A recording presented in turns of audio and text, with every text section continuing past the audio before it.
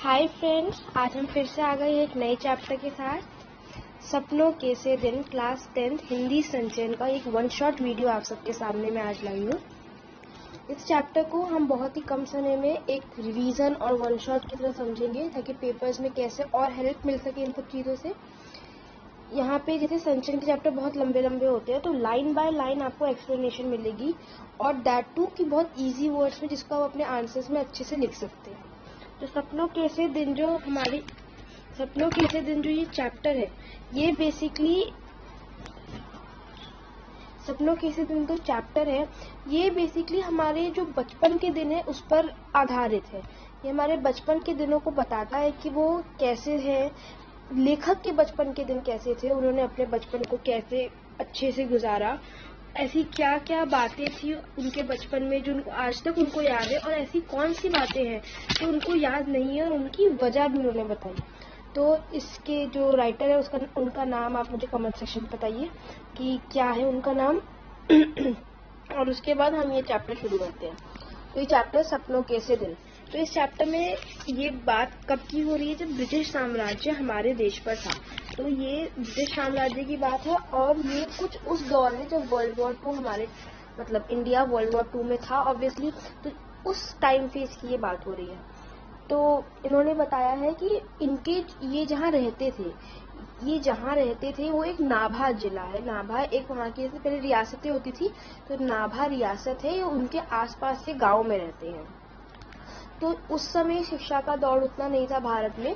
भारत के लोग क्योंकि गरीबी बहुत थी तो शिक्षा पर उतना कोई ध्यान नहीं रखता था। हर कोई बस ये चाहता था कि किसी तरीके से पैसे कमा ले। इतनी बड़ी शिक्षा में पैसे हम लगाना उस वक्त लोगों को सही नहीं किया, मतलब लोगों के पास हैसियत ही नहीं थी उतना लगाने की।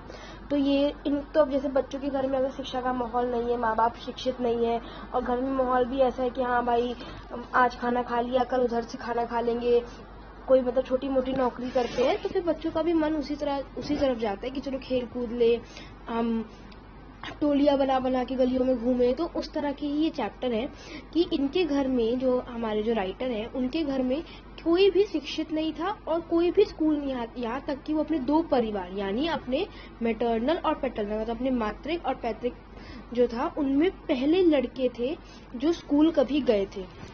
ठीक है, और अभी वो ये बताते हैं कि उनका मतलब माहौल कैसा था। तो उनके जितने भी दोस्त थे जो भी उनके साथ स्कूल जाते थे, किसी को भी शिक्षा में इतना कोई इंटरेस्ट नहीं था।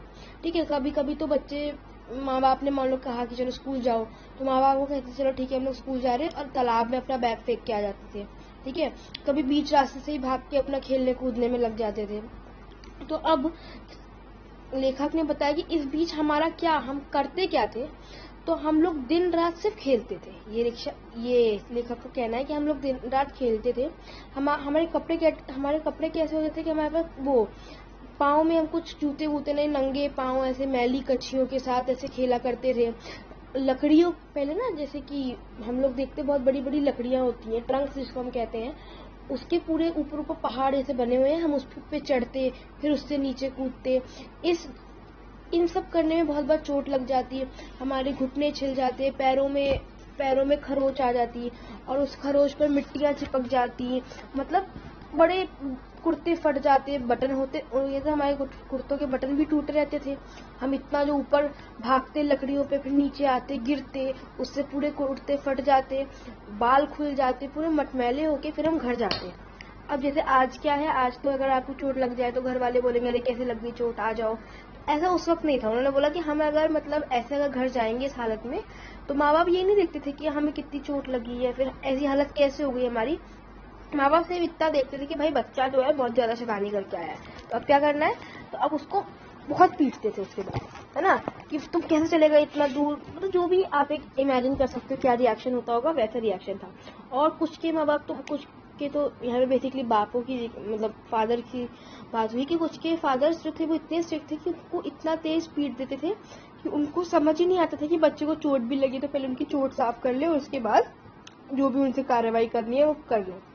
लेकिन अब क्या है, अब तो लेखक बड़े हो गए हैं। बड़े होने के बाद लेखक की मतलब अब उनका जॉब प्रोफेशन क्या है, ही इज अ टीचर। तो अब टीचर जब आप बनते हो ना, तो आपको बाल मनोविज्ञान पढ़ना बहुत जरूरी होता है। बाल मनोविज्ञान मतलब चाइल्ड साइकोलॉजी। चाइल्ड ऐसा क्यों करता है तो उसके पीछे उसका मोटिव क्या रहता है, उसकी थिंकिंग क्या रहती है, ठीक है ना, उसके एक्सप्रेशन, उसके बिहेवियर में क्या चेंजेस हो सकते हैं। तो ये सब जब उन्होंने पढ़ा, तब उन्होंने एक चीज देखी कि यार बचपन में हम इतना पिटने के बाद भी खेलने जाते थे, पर उन्हें कभी भी इस चीज का आंसर नहीं मिला कि जब हम ये जानते हैं कि ये करना मतलब हमारे घर वालों को पसंद नहीं है, या फिर वो हमें मार देंगे, इस चीज के लिए मारेंगे, डांटेंगे, तब भी इतना पिटने के बाद भी हर दिन जो है हर बच्चा दोबारा खेलने आ रहा था। तो वो यही सोचते थे कि ऐसा क्यों। इसका उत्तर उन्हें कब मिला, जब उन्होंने बाल मनोविज्ञान बड़े होके पढ़ा, ठीक है। तो उसमें उन्होंने बताया कि जिस चीज से उन्हें खुशी मिलती थी ना, कि जो मतलब उनका क्या था, मार खा लिखा नहीं कोई बात नहीं, लेकिन खेलना तो है। तो जिस चीज में रुचि होती थी उसको इंसान करता ही करता है। उसके बाद क्या हुआ, अब उन्होंने बताया कि मेरे साथ खेलते कौन थे। तो वो जिस गांव, जिस गली मोहल्ले में रहते थे ना, वहाँ पे ऐसा नहीं है कि मतलब बहुत ज्यादा धनाढ्य लोग रहते हैं, जो बहुत ज्यादा धनवान लोग नहीं रहते थे।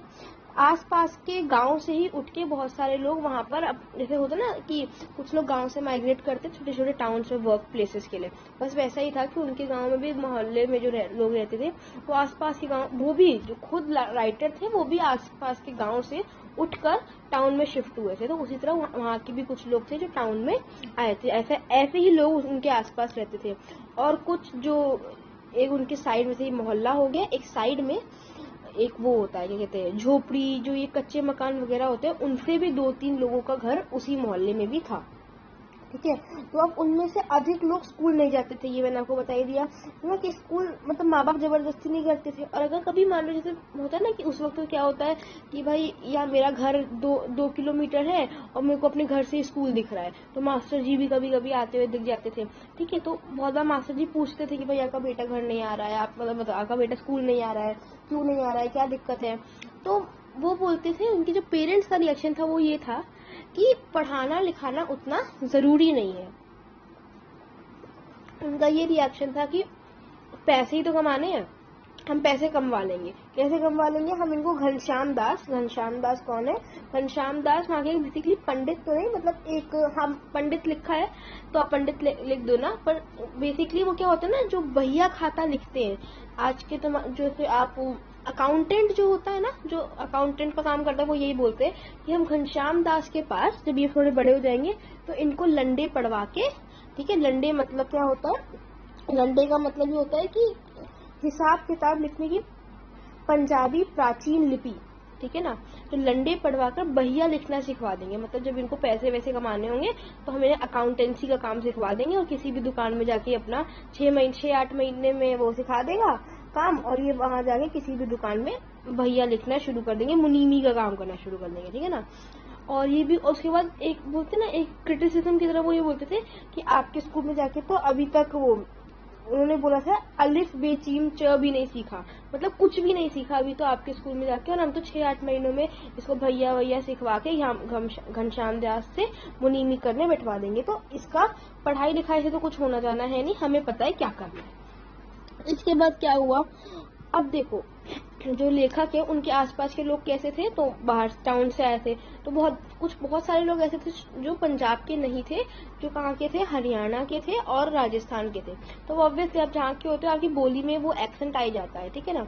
और हमारे तो इंडिया में हर प्लेस का एक्सेंट भी चेंज हो जाता है। तो उन्होंने यही कहा कि जो मेरे साथ मेरे दोस्त थे वो हरियाणा के थे, राजस्थान के थे, तो उनकी भाषा समझ में नहीं आती थी, और बहुत बार वो जो बोलते थे ना, वो उस पर हंसी आ जाती थी वो सुन के। लेकिन वो ये बताते कि जब भी फिर हम, लेकिन अब एक साथ जब खेलना शुरू करते थे ना, तब सारी बातें समझ में आती थी। कैसे समझ में आती थी, मतलब इशारे हो गए, कोई सुनते सुनते भी इंसान को समझ में आता है कि अच्छा ये बोल रहा है, फेशियल एक्सप्रेशन हो गए, उससे आपको समझ में आ जाता है। जिसमें एक लाइन बहुत अच्छी लिखी, जब हम छोटे थे तो उनकी बोलियां कम समझ में आती थी और कुछ शब्द सुन के हमें हंसी आ जाती थी, परंतु खेलते हुए सभी एक दूसरे की बात खूब अच्छे से समझते थे। अब देखो उन्होंने ये कहा है कि खेलने के 4 दिन, मतलब उन्होंने बोला खेलना उन्हें इतना अच्छा लगता था कि बहुत ही कम लगते थे, और वो कैसे बीत जाते थे वो दिन उनके खेलने की, उन्हें समझ में नहीं आया था। अब उन्हें जो स्कूल, अब देखो बचपन की बात हो रही है तो स्कूल लाइफ की तो बात होगी ही होगी। आपको वैसे ही पता चलेगा कि पढ़ाई लिखाई में किसी का उतना इंटरेस्ट था नहीं, लेकिन स्कूल तो फिर भी जाते थे, चलो स्कूल फॉर्मेलिटी बेसिस के लिए स्कूल गए, लेकिन स्कूल उन्हें कैद से बड़ा कुछ नहीं लगता था। मतलब स्कूल इज इक्वल्स टू कैद। इसमें बड़ी अच्छी एक लाइन लिखी है कि वो सरकारी मिडिल स्कूल जो था वो उन लोगों के लिए कैसा था, चमड़ी उधेड़ देना, खाल खींच देने के हिसाब से था। क्यों था ये हमें आगे पता चलेगा, ठीक है ना। तो उन्होंने कहा कि हमें स्कूल जाना कभी पसंद नहीं था, तो बस लेकिन सब जा रहे थे तो हम लोग भी चल दिए उनके साथ, ठीक है। और सोच समझ, और ऐसी चीजें थी कि उन्हें समझ में भी नहीं आता था कि क्या पढ़ा रहे नहीं पढ़ा रहे, ठीक है। लेकिन उन्होंने ये बताया कि उन्होंने अपना बचपन कैसे एक्सप्लेन किया है कि बचपन में घास जो है वो ज्यादा हरी दिखती थी उनको, और फूलों की सुगंध जो थी वो ज्यादा मनमोहक थी। अब ये उन्होंने कहा कि ये लाइनें जो है ये कभी मैंने बचपन में पढ़ी थी, जो मुझे आज तक याद है। क्यों याद है? क्योंकि शायद ये बातें मैं रिलेट कर पाया था अपने से। कैसे रिलेट कर पाए थे? वो ऐसे कि जिस रास्ते से लेखक और उनके दोस्त जो थे वो स्कूल की तरफ जाते थे, उसके आसपास जो ना अलियार के बड़े ढंग से कटे छटे वो क्या कहते हैं, ग्रासेस और झाड़ उगा करते थे। अलियार के बड़े ढंग से कटे छटे झाड़ थे, जिसको वो लोग डंडियां बुलाया करते थे, ठीक है ना। उस डंडियों की नीम की सुगंध जो है वो उन्हें आज तक याद है। तो ये बोलते थे कि जैसे उन्होंने बोला ना कि फूलों की सुगंध, वो एक लाइन था चैप्टर में उनकी, उनको क्यों याद है? क्योंकि आज तक उन्हें वो नीम की सुगंध याद है कि जिस रास्ते से वो जाते थे वहां के झाड़ों से जो सुगंध आती थी वो नीम की सुगंध थी। दूसरा क्या था, अब उन्हें फूलों का भी बड़ा शौक था। तो उनके ना चपरासी थे उनके स्कूल में, जिनका नाम था चंदू, ठीक है। तो उस समय बड़े अच्छे अच्छे फूल वहां पे उगाए जाते थे। तो बहुत एक दो बार चपरासी की नजर से छुप के वो लोग फूल तोड़ लेते थे, तो घंटों सूंघते रहते थे। अब इसके बाद उन्होंने एक मजाकिया ढंग में ये लिखा है कि अब ये पता नहीं है उनको, अब उनको ये याद नहीं कि फूल तोड़ने के बाद और कुछ देर सूंघने के बाद उस फूल का क्या होता था। उन्होंने 2-3 इंटरप्रिटेशंस बताई है कि या तो वो हम फूल अपने जेब में रख लेते होंगे, या और माँ जब कपड़े धोने के लिए निकालती होगी मेरे कपड़े, तो उसमें से फूल निकाल के बाहर फेंक देती होगी, या तो हम ही उन्हें खुद बाहर फेंक देते होंगे, या तो जब स्कूल से निकलते होंगे तो बकरी के जो मेमने होते हैं ना, मतलब बकरी के जो छोटे बच्चे होते हैं, उनकी तरह हम ही वो फूल खा पी जाते होंगे, ऐसे चढ़ जाते होंगे। तो ये उन्होंने बताया है।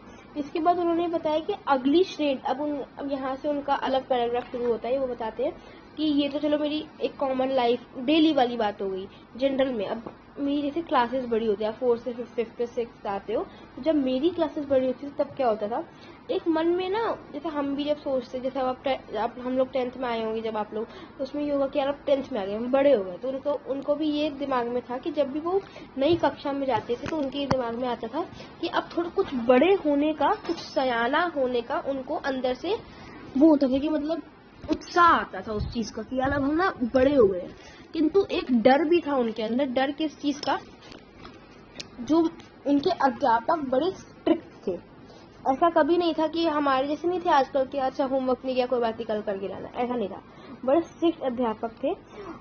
लेकिन अब जैसे उनके घर की देखो स्थिति उस वक्त, किसी की भी जो हम बोलते हैं ना आर्थिक स्थिति, ब्रिटिश साम्राज्य में बहुत ही कम लोग ऐसे थे जिनकी सही थी, तो इनके घर की भी स्थिति सही नहीं थी। तो इनको किसी दूसरे की किताब मिल जाती थी, जैसे मान लो आप 6th में हो और आपके बड़े भाई 7th में है, तो अगर आप अगले साल 7th में जाओगे तो आपके बड़े भाई की किताब आपको मिल जाएगी। तो ऐसा है कि इनको पुरानी किताबें मिल जाती थी। तो वे बोलते थे कि नई कक्षा में जाने से उत्साह तो एक आता था मेरे मन में, लेकिन मुझे उन पुरानी किताबों और उन नई किताबों से ऐसी गंध आती थी जिससे कि मन एकदम उदास सा हो जाता था, उसके बाद कुछ करने का मन नहीं करता था। जैसे ना कुछ स्मेल आपको बहुत ज़्यादा फ्रस्ट्रेट कर देती है। क्यों? उस स्मेल की दिक्कत नहीं होती, दिक्कत होती है उस स्मेल से रिलेटेड चीज़ों की। जैसे कि मान लो अगर आपको कोई फ्लेवर नहीं पसंद है किसी भी चीज़ का, तो उसका अगर आप स्मेल भी लेते हो तो आपको बड़ा बुरा सा लगता है। तो मुझे स्कूल जाना पसंद नहीं था। अब किताबें सामने हैं, सब कुछ सामने है, उनकी जो गंध आती है, उनको लगा हाँ मुझे स्कूल जाना ही नहीं है, ठीक है ना। और उनका मन क्यों कांपने लगता था? क्योंकि मास्टरों का डर, ठीक है ना, मास्टरों के डर से कांपने लगते थे। और ऐसा भी नहीं कि नए मास्टर, जो पिछले कक्षा में, तो बहुत बार आपके टीचर्स जो है वो रिपीट होती है, तो जो पुराने भी टीचर्स थे उनसे भी वो डरने लगते थे कि अब फिर जाना पड़ेगा यार स्कूल, ठीक है ना। स्कूल उस वक्त क्या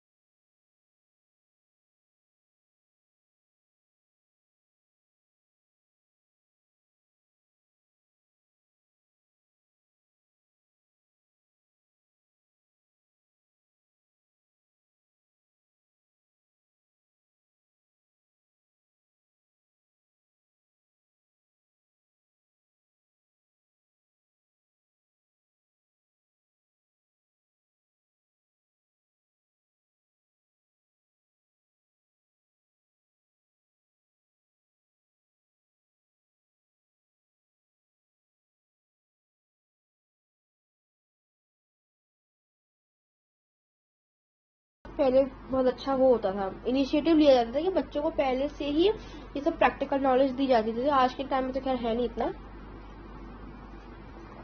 पर स्काउटिंग होती थी। स्काउटिंग में ये लोग क्या करते थे, खाकी वर्दी, देखिए पोस्टमैन की जैसी वर्दी होती है वैसी खाकी वर्दी इनको पहनाते थे बच्चों को।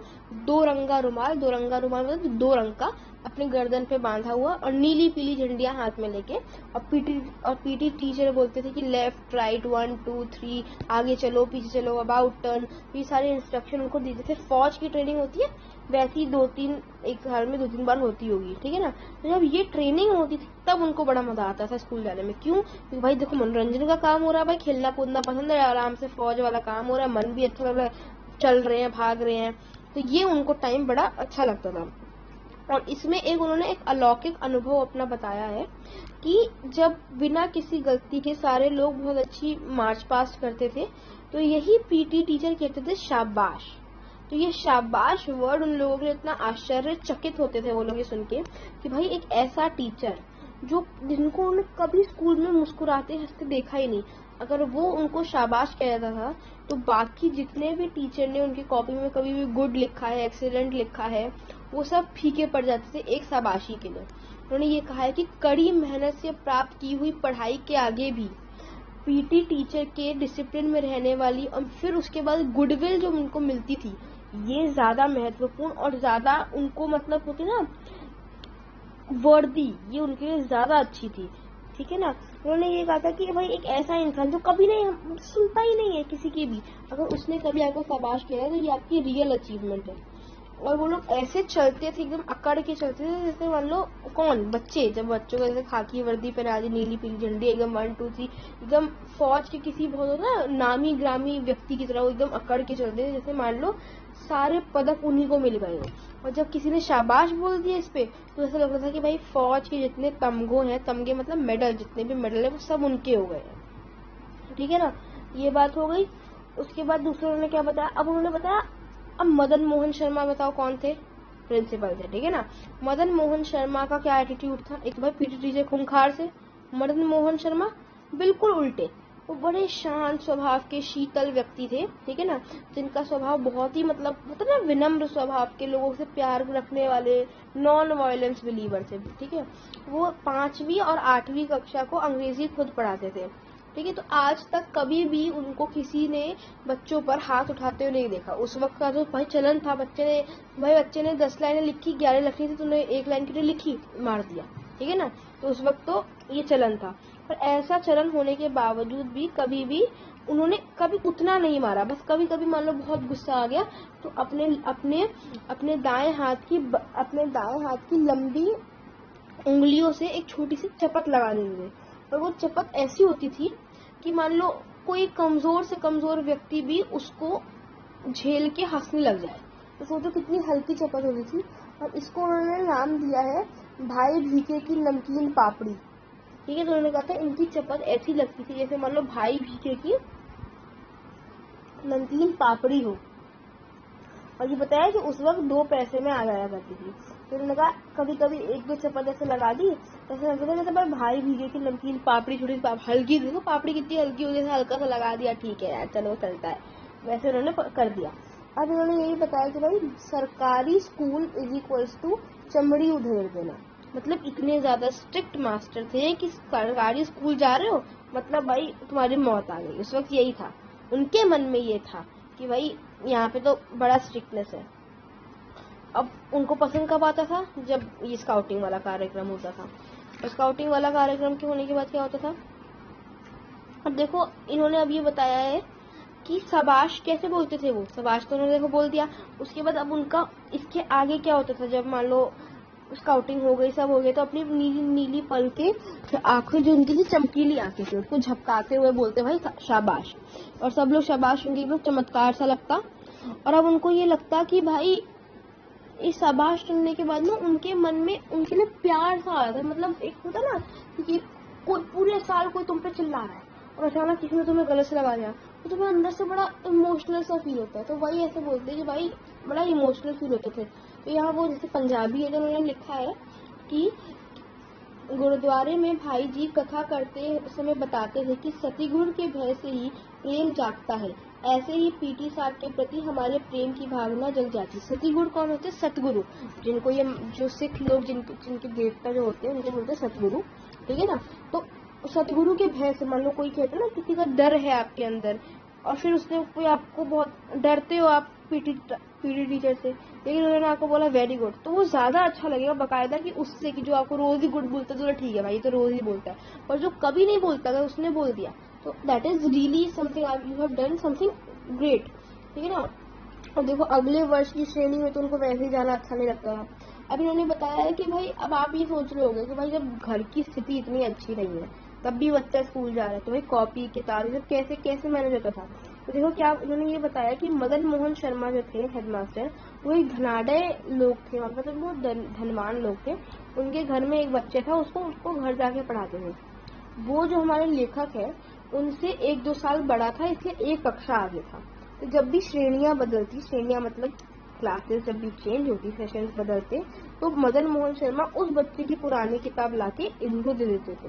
तो इनके पढ़ने का बहुत बड़ा रीजन ये था कि इनको पुरानी किताबें फ्री ऑफ कॉस्ट मिल जाती थी, वरना अगर इनको किताबें खरीदनी होती तो इन्होंने बताया कि फिर तो तीसरी चौथी में ही पढ़ाई बंद हो जाती। और इन्होंने ये बताया कि भाई वो स्याही पता है ना, इंक, स्याही, पेन होल्डर, कॉपियां, इन सब पे भी जो खर्च होता होगा वो साल का 1-2 रुपए खर्च होता था। लेकिन उन्होंने ये बताया कि उस समय में 1-2 रुपए भी बहुत होता था। 1 रुपए में 1 सेर घी आ जाता था और 2 रुपए में 40 सेर कंदम, ठीक है ना। तो उन्होंने बताया कि भाई 1-2 रुपए भी बहुत होते थे, इसीलिए 1-2 रुपए इतने ज्यादा वैल्यू रखते थे। और उसमें तुम पढ़ाई कर रहे हो, कुछ लोगों की तो सैलरी ही होती होगी 3-4 रुपए, तो उनके घर के लोग कैसे पढ़ेंगे फिर, इसलिए जो धनाढ़ लोग थे सिर्फ वही पढ़ते थे। अब देखो ये तो आपको पता ही है कि नई कक्षा में जाना इनको पसंद नहीं था, तो अब इनको पुरानी किताबें से ऐसी गंध आती थी कि मतलब मन उदास हो जाता था। और इनको सिर्फ उसी से गंध नहीं आती थी, और पता है किससे गंध आती थी? जो जो स्कूल का गेट है, जो स्कूल के डंडियों के जहाँ नीम की जो खुशबू थी, उन सब से उनको फिर ऐसी, मतलब बहुत दिनों बाद आप कोई काम कर रहे हो जो आपको अच्छा नहीं लगता, तो जैसे सेशन खत्म होगा पिछला वाला तो छुट्टियां पड़ी होंगी बीच में, उसके बाद अब फिर नए सेशन में जाना होगा, तो ऐसी चीजों में उनको नई कॉपी और पुरानी पुस्तकों से ऐसी गंध आती थी कि उनका मन उदास हो जाता था। और इसका मेन रीजन क्या था? बढ़ती हुई पढ़ाई और टीचरों की मारपीट। टीचरों की मारपीट से तो एक तो बच्चा वैसे बहुत डर के कभी स्कूल ही ना जाए, वह मेरे को नहीं जाना स्कूल, और दूसरा पढ़ाई लिखाई हो ही नहीं पा रही थी अच्छी, ठीक है। तब उन्होंने क्या किया, दो जो भी छोटी श्रेणी में थे तो उनको लगता था कि यार चलो ठीक है चले गए, जैसे जैसे बड़े हो रहे थे तो पढ़ाई बढ़ रही थी, और अब उनको उन टीचरों से भी डर लगने लगता था इस वक्त जो लोग पहले पढ़ा चुके। मान लो किसी ने आपको 3rd में पढ़ाया, अब आपको 4th में भी पढ़ा रहा है। अब इन टीचरों से डरने का क्या वजह था कि इन टीचरों की दिक्कत ये थी कि ये 1 साल उस बच्चे के साथ रह चुके हैं, तो अब इन्हें लगता था कि अब तो ये बच्चा हरफन मौला हो गया होगा। हरफन मौला का मतलब क्या होता है? हर फन में माहिर, मतलब ये एक उर्दू वर्ड है। हर फन में माहिर मतलब हर प्रतिभा आपके अंदर आ चुकी है, आप हर फील्ड में हो गए, अच्छे हो गए, ठीक है। ऐसा तो हो नहीं सकता था, आप एक ही मिनट में कैसे सारे अच्छे हो जाओगे। और अगर फिर उनकी अपेक्षाओं पे खड़ा नहीं उतरे तो वो आपकी चमड़ी उधेड़ लेते थे। तो केवल कॉपी किताबों की गंध से ही नहीं, बल्कि बाहर के गेट 10-15 गज दूर स्कूल कमरों के उन तक कमरों के जाने वाले रास्तों की भी जो गंध थी वो मन को उदास कर देती थी। अब इन्होंने फिर आया कि स्काउटिंग में जो थे वो क्या करते थे, पता है चैप्टर ना 2-3 भागों में है। स्काउटिंग की बात पहले भी हुई, फिर बीच में दोबारा भी हो गई, ठीक है ना। तो प्रीतम चंद अब वो क्या करते थे, वो बोलते थे लेफ्ट राइट ऊपर नीचे दाएं बाएं, अपने मुंह से विसिल बजाते थे। और ये लोग क्या करते थे, अपने जो बूट की जो एड़ियां होती है उस पर घूमते थे, घूमते मतलब कभी लेफ्ट हुआ तो लेफ्ट घूम गए, और अकड़ कर आगे चलते थे, ठीक है ना। जैसे मान लो बहुत बड़े जवान हो किसी के, मतलब है तो बच्चे ही बट एक अंदर जोश आता था उससे, ठीक है ना। अब ये विश्व युद्ध 2 का टाइम था, मैंने आपको बताया था। और ये मैंने आपको पहले बता दिया कि नाभा रियासत के राजा को, अब देखो नाभा रियासत में ये लोग थे, तो वहाँ के राजा को अंग्रेजी सेना ने 1923 में ही गिरफ्तार कर लिया था। और तमिलनाडु के कोडाई कैनाल में एक युद्ध होने वाला था, और उससे पहले ही वो चल बसे थे, ठीक है ना। और उनका बेटा जो था वो विलायत में पढ़ रहा था। तो अब जब आपने एक राजा को कैप्चर कर लिया, जैसे आपने पढ़ा होगा बहुत बार कि बहुत फोर्सफुल रिक्रूटमेंट होती थी आर्मीज में, ये हिस्ट्री में भी आपके चैप्टर्स में आया होगा, ठीक है ना। तो अब जैसे एक राजा मर गया तो ऑब्वियसली ब्रिटिशर उसकी तख्ती अपने नाम करवा लेंगे। डॉक्ट्रिन ऑफ लैप्स भी ऐसे ही था, ठीक है ना। तो इसके बाद उन्होंने वो राजा नाभा जो जिला रियासत था वो ब्रिटिशर्स के अंदर आ गया, लेकिन ब्रिटिशर्स चाह के भी इस रियासत में वो फोर्सफुल रिक्रूटमेंट क्या होता है, मतलब जबरदस्ती किसी को फौज में भर्ती करवाना, वो ऐसा वो करवा नहीं पाए, ठीक है ना। अब नहीं करवा पाए तो अब लोगों को क्या करते थे, चलो इनको मना ही लेते कि ये खुद ही आ जाए फौज में। तो क्या करते थे, बड़े बड़े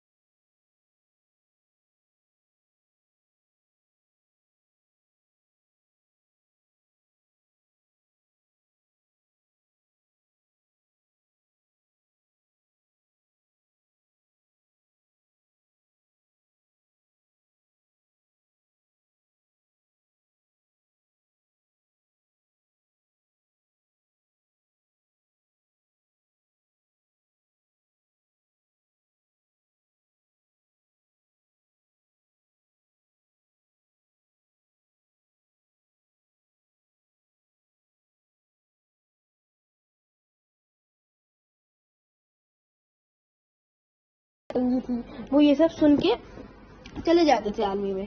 तो कहीं ना कहीं ब्रिटिशर सक्सेस भी था उनका उसमें। अब देखो, अब इन्होंने बताया है प्रीतम चंद, अब ये लोग, अब ये तो इनकी बात हो गई। अब इन्होंने कहा चलो वापस स्कूल लाइफ पे आते हैं, ये तो चलो हो गया, इसमें अब वो क्या बताएंगे और आप लोगों को। तो इसके बाद उन्होंने ये बोला कि अब चलो वापस स्कूल लाइफ पे आते हैं। स्कूल लाइफ में उन्होंने क्या बोला कि अब प्रीतम चंद पे ही अटके हुए हैं। देखो क्यों, क्योंकि यही एक टीचर है जो मतलब इनको पसंद नहीं आए थे बिल्कुल भी।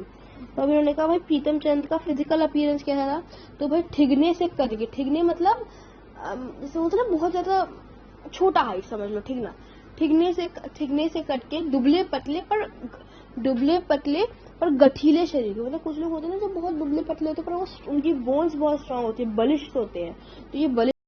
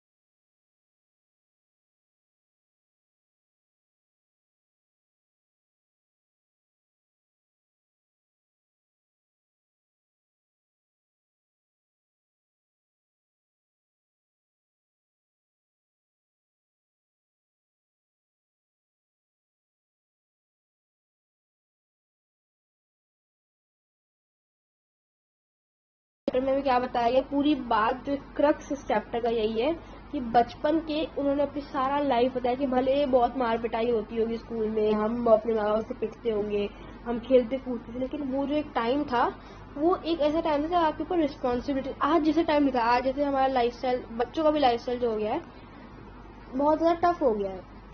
देखिए आज पढ़ाई बहुत, एक तो लोग करियर ओरिएंटेड है, सब अभी से बहुत अच्छा पढ़ना शुरू, ये वो, खेल कूद में कोई उतना नहीं, ठीक है सिर्फ पढ़ रहे हैं, स्ट्रेस है। उस वक्त ये सब कुछ नहीं, उन्होंने बताया कि भाई ये जो टाइम था ना एक सपनों का दिन था, मतलब इतने खुले आजाद तो हम कभी थे ही नहीं। तो यहीं पे आपका चैप्टर एंड होता है। ये चैप्टर बहुत बहुत अच्छा चैप्टर था, बड़ा था, बट इट वॉज गुड, ठीक है ना। तो यहीं पे मैं I am signing out today. Let us meet again for a new chapter, ठीक है ना। जो भी चैप्टर चाहिए होगा वन शॉट के लिए, पेपर्स के लिए, okay. So bye, do comment, and अगर कोई डाउट हो तो कमेंट सेक्शन में आप पूछ सकते हो, और like please. Thank you, bye.